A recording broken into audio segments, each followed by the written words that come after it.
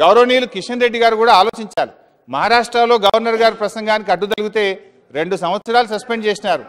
2 సంవత్సరాలు మహారాష్ట్ర అసెంబ్లీలో ఏం జరిగిందో కూడా దయచేసి గౌరవ సభ్యులు ఆలోచించాలని కోరుతూ ప్రభుత్వం ఏ అంశాన్నైనా చర్చించడానికి సిద్ధంగా ఉంది. మహారాష్ట్రలో కూడా మరి మీ ప్రభుత్వం గవర్నర్ను అవమానం చేసినప్పుడు సస్పెండ్ చేసింది కదా అన్నారు అధ్యక్ష.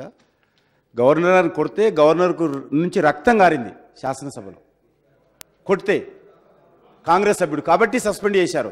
ఖాళీ చైర్లో కూర్చొని నిరసన తెలియజేసేటువంటి హక్కు ఈ శాసనసభలో కానీ ప్రజాస్వామ్య వ్యవస్థలో కానీ అందరికీ ఉన్నది.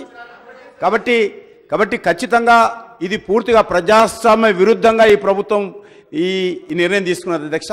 నేను మరొకసారి కోరుతా ఉన్నాను, ఈ రకమైనటువంటి నిరసనలు తప్పకుండా ప్రజాస్వామ్యంలో ఉన్నాయి. గతంలో రికార్డ్స్ తీయండి, మన మినిట్స్ చూడండి, కొన్ని వందల ఉదాహరణలు గవర్నర్ ప్రసంగంలో ఈ రకమైనటువంటి కామెంట్స్ చేస్తున్నటువంటివి ఉన్నాయి. కాబట్టి దీన్ని పునఃపరిశీలన చేయకుండా ప్రభుత్వం మొండిగా వ్యవహరిస్తుంది. తెలుగుదేశం కాంగ్రెస్ ఇద్దరు ఒకటే అనేటువంటి విధంగా ఈరోజు ఇద్దరు కలిసిపోయామనేటువంటి మెసేజ్ను సభ ద్వారా ఇచ్చారు అధ్యక్ష.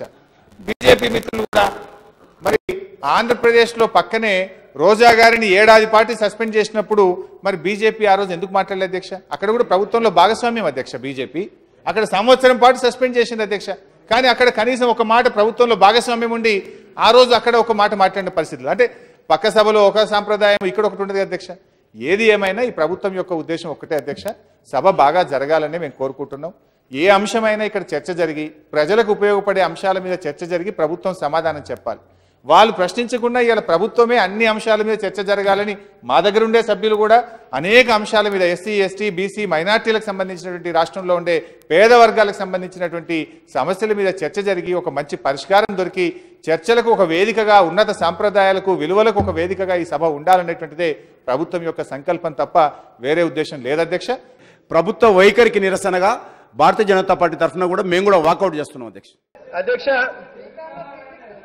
అధ్యక్ష బీకామ్ లో ఫిజిక్స్ చదివిన వాళ్లకు నా లెక్కలు అర్థం కావాలి అధ్యక్ష.